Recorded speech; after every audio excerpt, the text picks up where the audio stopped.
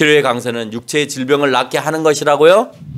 아니요. 예수 그리스도를 통해서 죄로 인해서 오염된 우리의 영혼이 치료가 되는 것을 얘기하는 것이고, 병에서 병을 털어내고 일어나게 하는 것이 아니라 악을 털어내고 승리하게 한다라는 메시지를 우리에게 보여주고 계시는 거예요.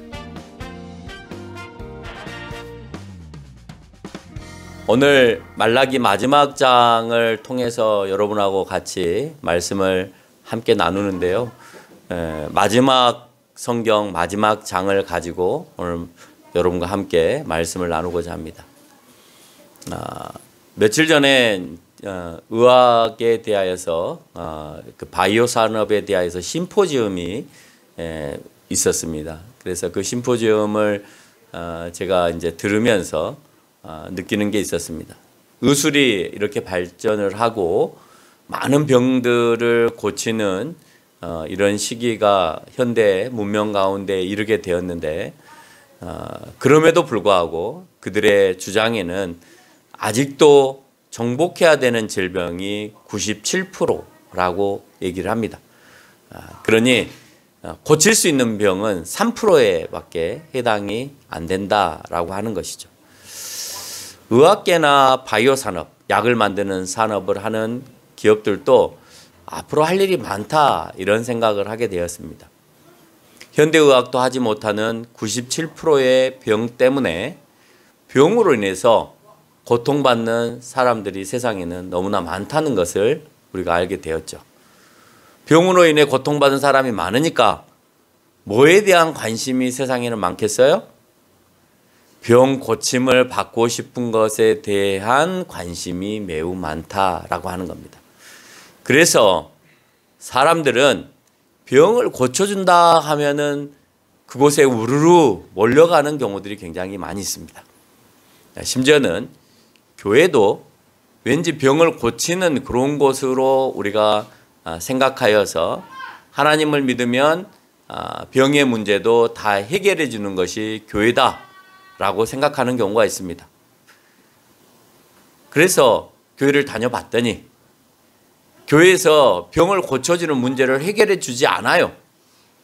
해결해 주지 않으니까 그 사람들이 교회를 떠납니까? 떠나지 않습니까? 떠납니다. 그럼 성경에는 병 고침의 사건이 없냐라고 하는 거예요.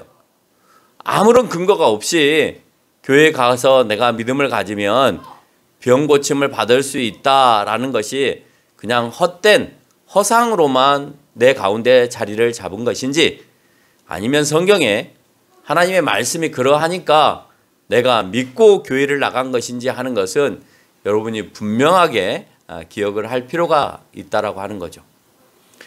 성경에서도 병 고치는 사건이 셀 수 없이 많습니다.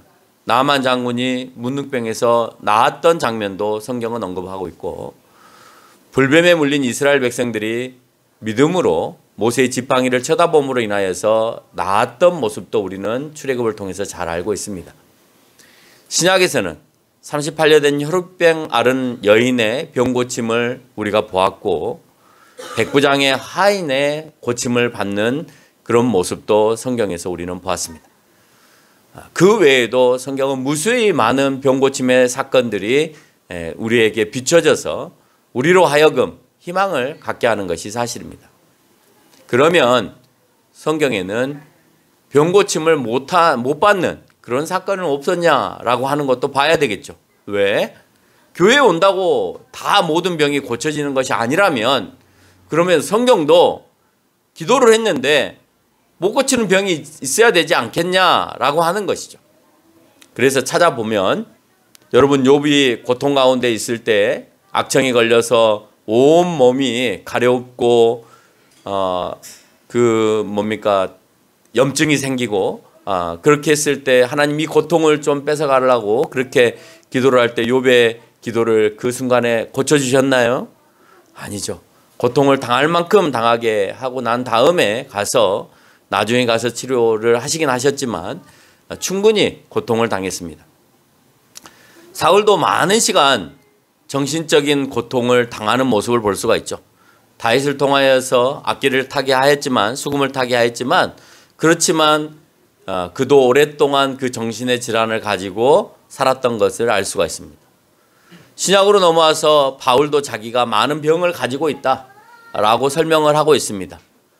그렇지만 선교의 일을 하기 위해서 그 병을 가지고 있다 하더라도 그 일을 감당하게 하는 것을 볼 수가 있습니다.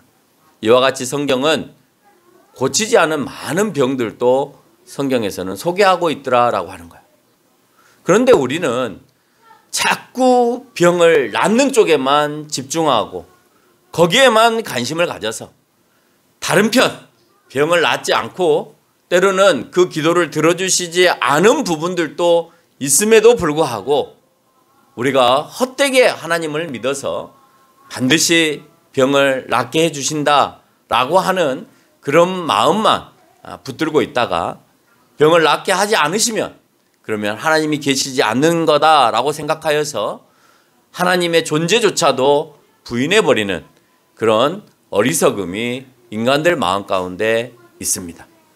우리는 분명히 병 고침을 받았던 그 사건들을 통하여서 왜 하나님은 그들에게 병의 고침의 역사가 일어나게 하셨는가 하는 것을 볼 수가 있죠.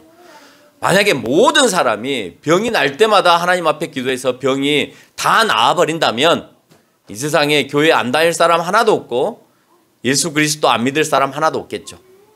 뿐만 아니고 아직까지 죽어야 될 사람은 하나도 없습니다. 다 살아있어야 됩니다. 아플 때마다 기도하는데 어떻게 죽겠어요? 다 살아있어야 되죠. 그러면 하나님 나라가 필요가 없겠죠. 하나님 나라가 필요가 없으면 결국은 하나님을 통해서 내가 병을 낫는다라고 나중에 가서 생각하는 것이 아니라 인간들은 이렇게 세상에서 우리는 그냥 하나님 앞에 기도만 하면 오래 살 수 있다라고 생각하여서 하나님 나라에 대한 소망도 갖지 않고 하나님 나라에 대해서 내가 어떻게 살아야 되는가 하는 그 마음을 갖고 있지 않기 때문에 결국 우리는 다시 타락의 길로 들어설 수밖에 없게 되는 겁니다. 우리는 병고침의 주관자이신 하나님을 잘 압니다. 근데 하나님께서는 그런 계획을 가지고 계시지 않는데도 불구하고 하나님의 뜻에 묻지 않고 무조건 일방적으로 자기의 뜻대로 하나님 앞에 기도하고 구하는 경우들이 있어요. 여러분을 고쳐야 되는 일이 하나님의 뜻이라면 고치시죠. 근데 여러분의 병 고침이 하나님의 뜻이 아니라면 고치지 않습니다. 아무리 하나님의 일을 한다 하더라도 하나님의 사역을 감당하더라도 바울이 아무리 하나님 내가 가지고 있는 이 병을 가져가달라고 외쳐도 안 가져갈 수 있는 겁니다. 이 병을 하나님께서 뺏어 가셔야 내가 하나님의 그 사역을 더 잘 감당하지 않겠습니까? 라고 내가 고백한다 하더라도 하나님께서 아니 너는 그거 가지고 있어야 내 앞에서 더 겸손하게 목회를 할 수 있어 선교를 할 수 있어 라고 하나님이 그 뜻을 정하신다면 바울은 평생 그 병을 못 고치게 되는 것이죠. 그래서 바울은 죽을 때까지 그 병을 고치지 못합니다. 그래서 그 병이 고쳐지면 많은 사람들이 교회로 오는 것이 당연하게 되겠죠. 그럼 지금의 교회도 아마 이렇게 많이 십자가가 내걸려 있고 많은 동네마다 많은 교회들이 있음에도 불구하고 아마 교회는 더 지어야 할 겁니다. 왜? 전 국민이 다 들어올 만큼 그런 많은 교회가 필요하기 때문이고 우리는 전도하지 않아도 교회 안에서 기도만 하면 병이 다 낫는 현상만 일어나면 그냥 우리는 자연적으로 성장하게 되어질 것입니다. 그러나 하나님께서 당신을 믿게 하는 방법은 병을 고치는 역사를 통해서 당신을 믿게 하는 것이 아니라 성령을 통해서 여러분에게 마음의 감동을 줘서 상처받은 여러분의 영혼 가운데 죄로 인하여서 병들어 있는 여러분의 마음 가운데 자발적으로 성령이 주시는 그 믿음을 통하여서 스스로 이적과 기적을 통하여서 이끌어내는 것이 아니라 성령이 여러분에게 말씀하시는 그 말씀을 따라서 하나님을 믿게 한다라고 하는 사실을 우리는 잊어버리면 안 된다는 거예요. 여러분 모든 거 다 보여주는데 안 믿을 사람 누가 있습니까? 그러나 보이지 않는 성령이 오늘 여러분 마음 가운데도 여러분을 하나님께로 믿게 하는데도 불구하고 내가 거부한다? 여러분 그것이 병을 얻는 것보다도 더 큰 병에 걸려버린 내 영혼의 병이다라고 하는 사실을 기억해야 된다는 거예요. 예수님 때에는 예수님이 하나님이심을 보이시기 위해서 병 고침의 이적들을 많이 행하셨습니다. 여러분 성경에서 예수님의 사건들을 한번 잘 읽어보세요. 예수님의 사건들을 보시면 예수님을 믿으면 내가 이런 병을 고칠 수 있어 라고 하는 것을 예수님이 우리에게 보여주신 것이 아니라 예수님이 하나님이심을 보이기 위해서 믿지 않는 그들에게 내가 하나님의 아들로 왔다라고 하는 말을 그 백성들이 믿지 않기 때문에 그래? 그러면 내가 너희가 하지 못한다라고 하는 이 이적들을 통해서 내가 하나님임을 너희들에게 증명하겠다라고 하는 의도에서 그렇게 하신 거예요. 근데 우리는 자꾸 그것을 예수 믿으면 그래서 내가 신앙생활을 하면 병에 대한 고침을 이렇게 예수님 시대처럼 할 수 있다라고 생각하는 겁니다. 중요한 건 적어도 우리는 예수님이 아니라는 사실이고 예수님은 하나님이시기 때문에 하나님의 뜻에 입각하여서 병 고침을 하신다라고 하는 것이에요. 우리는 하나님의 뜻에 의해서 병 고침을 받고자 하는 것이 아니라 내가 더 살고 싶어서 내 욕심이 개입되어서 그래서 더 살고 싶은 마음이 더 많이 있는 거예요. 여러분 그게 하나님 앞에서 합당하지 않은 마음이다라고 하는 사실을 여러분이 먼저 기억해야 된다는 겁니다. 그러니 기도만 하면 병이 낫는다는 말은 맞지 않아요. 기도하십시오. 나을 겁니다. 거짓말이에요. 여러분 어느 목사님이 그렇게 말을 한다면 그건 거짓말입니다.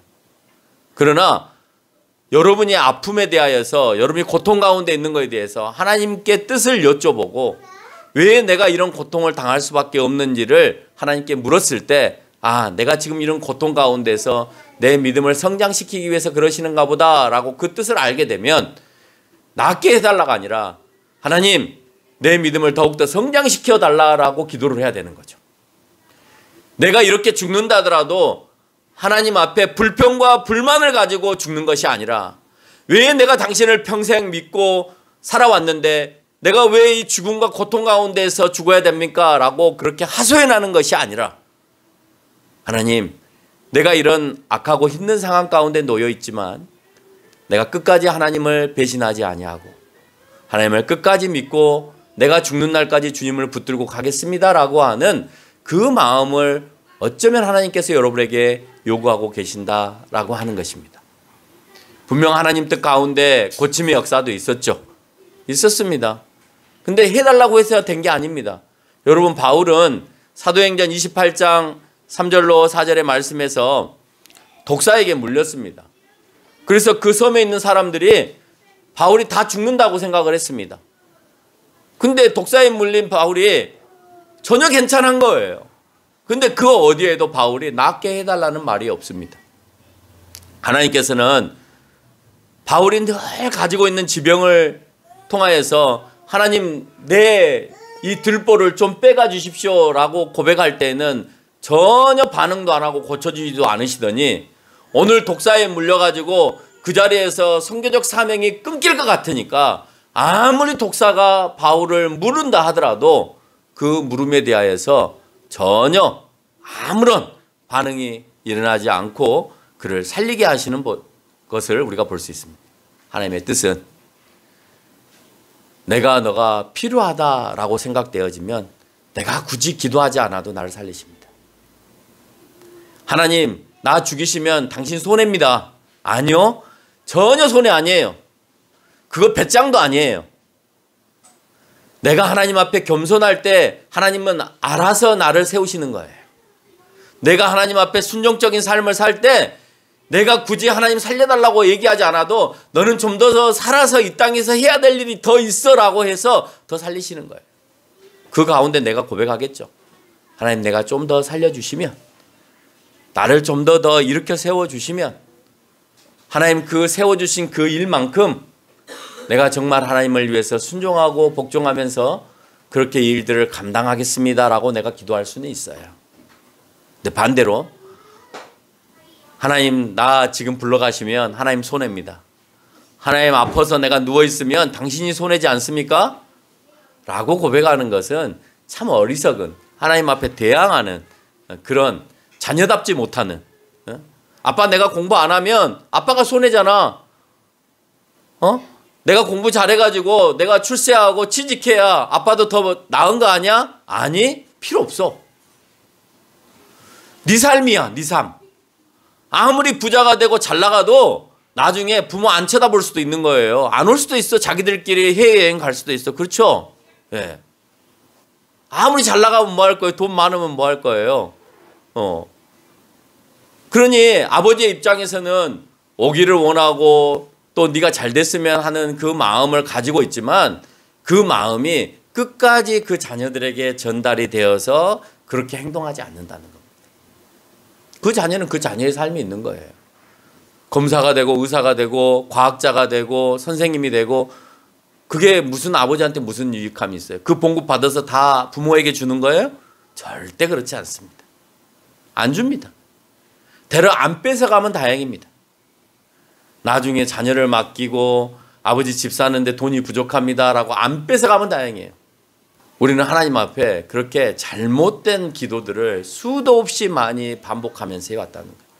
내가 하나님 앞에 진실되게 살았을 때 하나님은 너를 살려야 되겠다는 이유가 생기시는 거고 살리셔야 되겠다라고 하는 이유가 생김으로 인해서 내가 좀 더 살아갈 수 있는 거예요. 그러나 그렇게 살리신 바울이 최종적으로 결국은 로마에 가서 복음을 전하고 자기의 복음의 사역들을 다 끝날 때에는 그가 나이가 많이 들지 않았음에도 불구하고 순교하게 만드시는 거예요. 그래, 너 할 일은 여기까지야. 지금까지 네가 한 일이 너무나 수고가 많았고 힘든데 이제는 내가 너를 불러내야 되겠다 라고 하셔서 어떻게 보면 빨리 데리고 가지 말으셔야 될 것 같은 그런 마음이지만 모든 제자들이 사도 요한을 제외한 모든 제자들이 다 순교의 자리로 내몰리면서 하나님을 믿는 사람들은 이런 일까지도 감당할 수 있다라고 하는 것을 보여주면서 믿음 없는 그들에게 믿음이 있다라고 하는 것은 아플 때마다 하나님 앞에 찾아와서 병 낫게 해달라가 아니라 목숨 걸고 그 사명을 감당하는 이들의 모습이 바로 진정으로 나를 믿는 모습이다라고 하는 것을 그 제자들을 통해서 우리에게 보여주셨다라고 하는 것입니다. 우리는 흔히 병을 낫는 기도를 할 때 오늘 제가 말라기서 4장을 가지고 여러분하고 설교를 하려고 한 이유가 병이 나았을 때 어느 요절을 가지고 기도를 할래? 또는 어느 요절을 가지고 설교를 할래? 그러면 말라기 4장의 2절의 말씀을 참 많이 가지고 기도를 하거나 설교를 합니다. 그래서 기도를 할 때 하나님 오늘 또 예수 그리스도의 치료의 강선이 그에게 비춰서 병을 낫게 해 주시옵소서. 여러분 말라기 4장을 아무리 제가 어제 10번을 읽어봐도 그 치료의 강선이 병을 낫게 한다라고 하는 강선이 아니에요.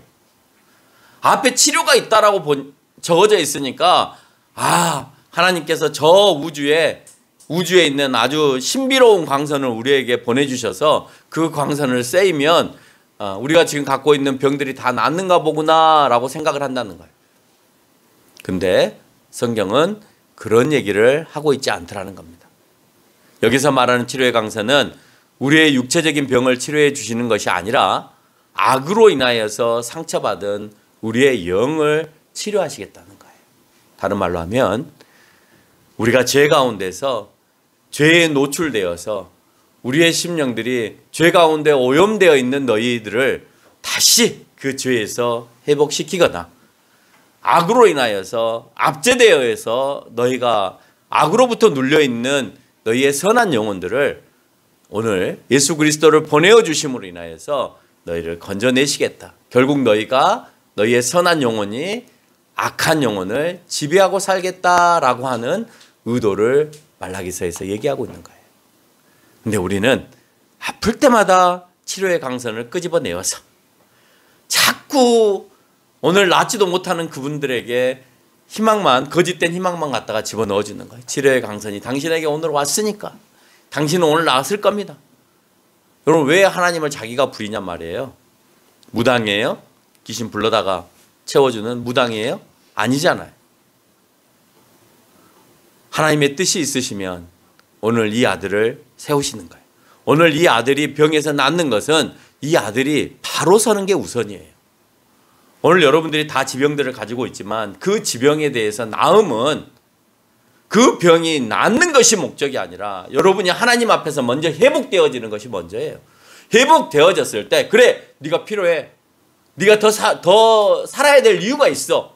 너는 앞으로 이 땅에서 해야 될 일들이 더 있기 때문에 좀 더 살아야 해. 라고 해서 하나님께서 그를 붙드시는 거다라고 하는 사실을 우리가 잊어서는 안 된다는 거예요. 그러나 그 믿음이 더 커지면 어쩌면 또 한순간에 하나님이 나를 불러가실 수도 있는 거예요. 너가 너무 수고해서 이제는 내가 불러가야 되겠다. 그래도 감사할 수 있어야 돼. 근데 우리는 그런 거에 대해서는 감사 안 하잖아요. 오늘 불러가신다 하면 너무 서운해할 거 아니에요. 하나님 내 아들을 왜 이렇게 일찍 불러가십니까? 하나님 저를 왜 이렇게 일찍 불러가십니까? 라고 고백하면서 우리는 그 하나님에 대하여서 원망하고 불평으로 자리 잡게 되는 거예요. 그러면 자기의 믿음을 하나님 앞에 정확하게 드러내 보이는 거죠. 하나님 저 믿음 없어요. 하나님 저 원래 이런 놈이었어요. 살려달라고 할 때는 믿음이 엄청 많은 것처럼 보여지는데 불러가 버리셨어. 그러니까 이제 원망과 불평을 해. 그럼 그건 믿음 있는 기도였어요? 앞에 기도는 아니에요. 살려달라는 때였어요. 때 쓰는 거였다고요. 봤지? 네 믿음이 이 정도밖에 안 돼. 나한테 살려달라고 하거나 나한테 도와달라고 하거나 나한테 뭘 얻으려고 할 때는 믿음 있는 척하고 왔지만 결국 상황이 뒤집혀서 네 병이 안 낫고 네가 물질에 풍요로움이 없고 네 문제가 해결이 안 되니까 너 봐. 너 금방 돌아서서 하나님께 원망하고 나한테 원망하고 불평하고 믿음 없는 발언을 하고 있잖아. 너 믿음 없는 거야. 그 전에도 믿음 없이 나한테 고백했어. 여러분 병 고치는의 은사는 다 믿음을 통해서 하잖아요. 근데 이게 해결이 안 됐다고 해서 하나님에 대해서 내 믿음이 흔들린다? 여러분 그건 진정한 믿음이 아니다라고 합니다. 아버지를 사랑한다고요? 엄마를 사랑한다고요? 여러분 진짜 엄마랑 아버지를 사랑하는지 사랑하지 않는지 어떻게 체크해 보면 아냐면요. 아빠 내가 힘들어서 용돈을 좀 더 받고 싶어요. 내가 꼭 필요해요. 좀 들어주세요. 오늘 꼭 이걸 좀 주셔야 돼요. 라고 하는데 내가 거부해봐요. 거부하는데도 그 아이의 얼굴 표정이 하나도 바뀌지 않고 아 괜찮습니다 아버지. 예. 뭐 그러실 수도 있죠. 라고 하는지 아니 그거 조금 달라는데 그거 안 줘야 하고 문을 탁 닫고 들어가는지 그것만 확인해 보시면 이 아들이 지금 나를 사랑하는지 거짓으로 돈 받아내기 위해서 거짓으로 한 것인지 금방 알 수가 있다. 근데 하나님이 모르시겠어요? 여러분의 마음을 하나님이 모르시겠냐고요. 그 마음의 중심까지 보시는 하나님이 나는 여러분의 마음의 중심을 못 봐요. 그럼 하나님은 여러분의 마음의 중심을 보고 있는데 이 친구가 오늘 거짓으로 나한테 기도를 하는 것인지 진실로 나한테 기도하는지 그것도 모르시는 하나님이시면 하나님 아니시죠. 근데 그걸 다 알고 계시다는 거예요. 여러분이 오늘 왜 이 자리에 나왔는지 예배드리는 이 모습이 참 모습인지 거짓 모습인지 하나님은 알고 계심에도 불구하고 우리는 잘 그것을 포장하고 가려서 하나님께 나오는 경우들이 너무나 많다는 겁니다. 내 영적인 치료는 모든 이들에게가 아니고 2절에서 언급한 대로 내 이름을 경외하는 이들을 통하여서 내 영적인 치료가 이루어집니다. 여러분의 마음의 치료는 아무 때나 이루어지는 것이 아니라 하나님을 경외하는 사람에게서부터 이루어진다는 거예요. 그 영적인 치료가 이루어지고 회복이 되어져야 그 다음에 하나님 앞에 여러분의 육적인 치료들도 해결받을 수 있는 거예요. 내 마음의 영적인 치료가 해결되지 않고 하나님 앞에 잘못된 모습으로 살아가는 사람이 하나님 앞에 기도를 할 때에 그 기도의 응답을 이루어 주신다라고 하는 것은 거짓된 것이죠.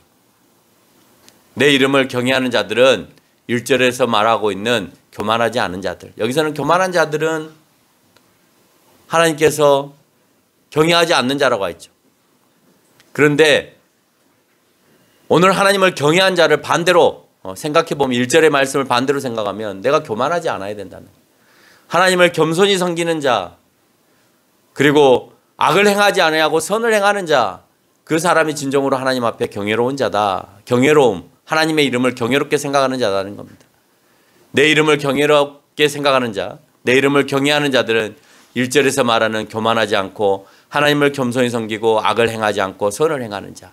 악을 행하는 자들 하나님 앞에서 교만한 자들이 판치는 세상에서 오직 예수 그리스도로 인하여 하나님 앞에서 경건한 자들, 겸손한 자들, 선을 행하는 자들이 나음을 받게 됨을 오늘 설명하는 겁니다. 예수 그리스도로 인하여서 여러분에게 치료의 강선이 비친다라고 하는 것은 하나님을 경외하는 자들의 영적인 회복이 일어난다라고 하는 말씀을 오늘 성경에서 언급하고 있는 거예요. 그 회복이 일어나면 2절에 보니까 외양간에 나온 송아지같이 뛰게 된다라고 하는 겁니다. 영적으로 치유를 받았는데 오늘 성경은 우리에게 뭐라고 표현하냐? 너희가 세상 가운데 자유한 모습으로 마음껏 뛰어다닌다는 겁니다. 굴레 속에서 어두움 속에 갇혀서 내가 자유롭지 못하게 그렇게 살아갈 수밖에 없었는데 오늘 예수 그리스도로 인하여서 너희가 그 예수 그리스도 안에서 정말 행복하고 즐거운 마음을 품고 살아갈 수 있다는 거예요. 여러분 예수 그리스도를 믿는 순간에 여러분 마음 가운데 평안함이 오지 않으셨어요? 한 번도 그런 일이 없다면 여러분은 예수 그리스도로 인하여서 자유함을 한 번도 누리지 못한 사람인 거예요. 예수를 믿는 순간에 내가 세상이 달리 보이고 예수를 믿는 순간에 내 마음속에 평안함이 다가올 때 여러분은 고삐 풀린 망아지처럼 마음껏 내가 이 세상에서 그리스도가 원하시는 삶을 살아가면서 그렇게 누리면서 살아가는 것입니다. 여러분 예수님께 구속이 됐으니까 내가 이것도 해야 되고 이것도 해야 되고 이렇게 경건하게 살아야 된다라고 하는 아픔만 갖고 있는 것처럼 보이지죠? 안 그래요. 예수 그리스도가 내 안에 오는 순간에 행복이 내 마음 가운데 민물처럼 몰려옵니다. 그래서 이것도 지키고 예배도 지키고 하나님께 드리는데도 모든 게 다 기뻐요. 여러분 그것이 외양간에서 나온 이 송아지의 모습과 같은 겁니다. 여러분 예배를 지키고 헌금을 하고 또 막 전도를 하고 봉사를 하고 하는 그런 일들이 또 율법을 지키고 하나님이 원하시는 그 사랑하는 마음을 가지고 그렇게 살아가는 것이 여러분을 제약하고 억제하는 것이 아니라 너무 기쁜 거예요. 그 삶 자체가 막 교회를 가고 싶고 예배를 드리고 싶고 기도를 오랫동안 하고 싶고 막 말씀을 오늘 다 읽어버리고 싶고 만나는 사람에게 막 복음을 전하고 싶고 여러분 그 자체가 구속된 삶인 것이 아니라 정말 예수 그리스도 안에서 자유하면서 살아가는 여러분의 모습이라는 거예요. 세상 사람들은 그런 모습을 보고 반하는 거예요. 그래 그리스도인이라면 저렇게 살아야지. 왜 그리스도인들이 맨날 찡찡대면서 살아? 왜 그리스도인들이 저렇게 쩔쩔매면서 살아? 왜 그리스도인들이 우리가 하라는 대로 이렇게 하면서 살아? 야, 술 한잔 받아. 아, 예, 감사합니다. 왜 쩔쩔매면서 살아? 아니요. 저는 먹지 않습니다. 심판을 받고 여호와 하나님을 경외하는 자들은 심판이 아닌 자유함을 누리게 됩니다. 따라서 치료의 광선은 육체의 병을 낫게 하는 것이 아니라 우리의 악함에 대한 회복이 되어지는 것이죠. 지금은 악한 이들이 왕성한 것처럼 보여집니다. 그래서 우리를 지배하는 것처럼 보여지죠. 근데 결국 오늘 말라기서 4장은 하나님께서 승리하셔서 그들을 심판으로 다스려 죄로 남게 하고 그 죄를 우리가 발로 밟게 하신다라고 얘기하는 거예요. 결국 하나님의 선이 악을 굴복시키신다라는 얘기를 해주는 것이지 너희의 병을 낫게 해준다라는 말은 없다는 것입니다. 여호와를 경외하는 자라면 그래서 심판을 받지 않을 자라면 4절에서 언급한 대로 모세에게 명령과 율법과 법도를 기억하여서 그것을 네 아들들에게도 가르쳐주고 그 아들들이 또 그 아들들에게 가르쳐서 순종하게 하는 것이다 라고 하는 거예요. 여러분 여호와를 경외하는 것이 말로만 하는 것이 아니라는 겁니다. 여호와를 경외하면 모든 여호와께서 원하시는 것을 막 하고 싶은 마음까지 들게 되고 그것을 준행하게 된다는 거예요. 근데 지금 이 세상도 어느 순간부터 하나님의 말씀이 반드시 준행해야 되는 기준이 되지 않고 그 효력을 잃어가고 있는 세상이 되어버리고 있다는 거예요. 우리가 구약의 역사서를 읽어보면 이스라엘이 약해지는 이유가 하나님이 약해져서가 아니라는 거예요. 여러분 이스라엘이 패망하고 남유다가 패망을 할 때 여러분 하나님이 약해져서 그들이 패망했나요? 아니에요. 이스라엘이 하나님에게서 멀어짐으로 인하여 하나님의 능력이 그들에게 임하지 않은 거예요. 근데 그들은 우리에게서 하나님이 떠났다라고 표현하는 겁니다. 당연히 떠나죠. 그래서 하나님이 약해 보이죠. 여러분 가운데 하나님의 역사가 일어나지 않는다라고 하는 것은 여러분이 하나님에게서 떠나 있는 상태다라고 하는 것을 기억하십니다. 내가 하나님을 감지하지 못하고 살아간다? 그 말은 내가 하나님에게서 멀어졌다라고 생각하시면 된다는 거예요. 하나님이 안 계시다가 아니고 하나님이 나를 벌써 버리신 것이 아니라 내가 하나님에게서 멀어졌기 때문에 하나님과 거리가 있게끔 느껴진다라고 하는 것입니다. 기독교인들 가운데 상황유리를 적용해서 상황이 일어나는 세상에서 일어나는 그 상황에 따라서 인권과 사랑으로 과거에 악하다고 생각했던 것들도 악한 것이 아니라 포용해 줘야 되는 것으로 잘못되게 해석되어져서 세상 가운데 하나님의 것을 버려버리고 그것들을 포용해버리는 그런 세상이 되어버렸어요. 그래서 인권이 중요하고 사랑이 중요하니까 뭐 너네들이 알아서 하겠지, 깨닫겠지, 그냥 나는 품으면 돼 라고 생각할지 모르겠지만 잘못된 것을 잘못된다라고 얘기를 해주는 것도 그리스도의 자녀로서 해야 될 일이라는 겁니다. 오늘 1절에서 영광로의 불같은 날, 3절에서 내가 정한 날, 5절에서 여호와의 크고 두려운 날, 결국 여호와의 심판의 날이 도래함을 말라기 선지자를 통해서 선포하고 그날을 위해 말라기 전체가 말하고 있는 잘못된 우상 숭배, 이방 여인과의 혼인의 문제와 그 혼인을 위하여서 이혼하는 생활, 또 11조의 생활에 대하여서 회개를 통하여 돌이키기를 원하는 말라기 선지자의 외침이 너희 가운데 일어나야 되는데 여호와의 날에 그 모든 것들이 심판의 자리에서 너희들을 밝히 보일 거니까 속히 우상 숭배와 이방 여인의 혼인과 잘못된 11조의 모습들과 이 모든 것들을 회개하고 돌아오라라고 설명하고 있는 것입니다. 모세의 때나 말라기 선지자의 때나 예수님 시대 때나 지금이나 변함없는 것은 당신의 백성들은 하나님을 경외해야 된다라고 하는 거예요. 그때는 하나님을 경외하고 지금은 안 하는 것이 아니라 어느 때든지 하나님을 경외해야 된다는 것입니다. 이 경외함 안에는 진정한 예배가 요구되어지고 부정이 내 안에 침투하지 않도록 나를 돌이키고 회개하는 것이고 세상의 잘못된 문화와 간섭이 들어오지 않게 하는 것이고 하나님께 드림이 마땅하고 감사한 삶이 우리 가운데 일어나야 되는 것입니다. 그리고 마지막으로 어떤 상황이든지 간에 하나님께서 이 시기에 우리에게 원하시는 것이 무엇인지를 끊임없이 묻고 내 삶이 여호와를 경외하는 삶으로 바뀌어야 된다라고 하는 것을 말라기를 통해서 말씀하고 있다는 겁니다. 결론을 맺겠습니다. 치료의 강선은 육체의 질병을 낫게 하는 것이라고요? 아니요.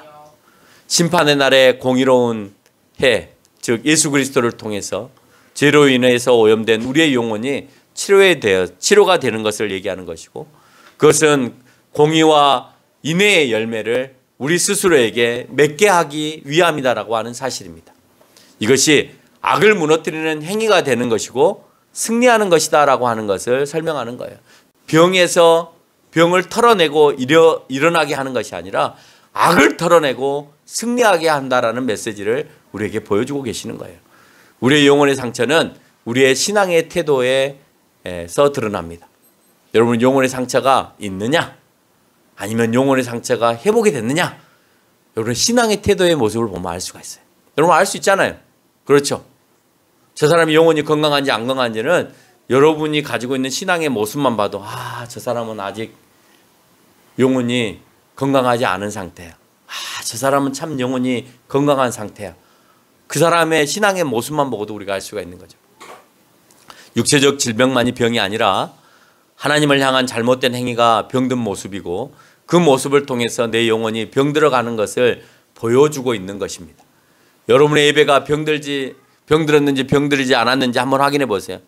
여러분의 예배가 병들었어요? 병들지 않았어요? 예배 시간에 예배에 하나님 앞에 마음과 정성을 다해서 드리지 못하면 여러분의 예배는 병들어 있는 거예요.